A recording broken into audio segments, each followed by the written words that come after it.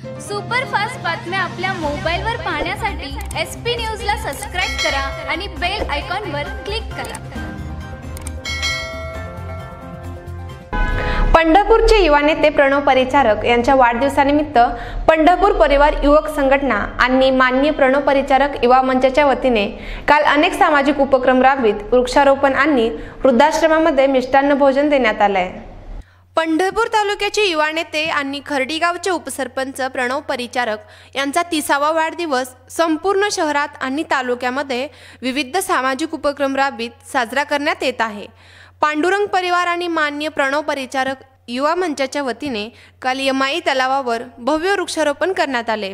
वास्तविक या तलावामध्ये दररोज असंख्य लोक या तलावावर फिरण्यास येतात। अशा फिरायला आलेल्या लोकांना एक निसर्गरम्य परिसर करण्यासाठी या ठिकाणी भव्य वृक्षारोपण करण्यात आले।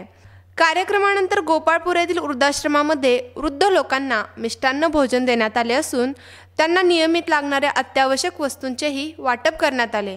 या कार्यक्रमाप्रसंगी उपनगराध्यक्ष विशाल मलपे, नगरसेवक राजू सर्वगोड, संजय निंबाळकर, मालोजी शेंबडे, पांडुरंग परिवार युवक संघटनेचे विकी माने, युवा मंचाचे रवी गुरव, गोपाळपूरचे सरपंच, उपसरपंच, ग्रामपंचायत सदस्य यावेळी उपस्थित होते।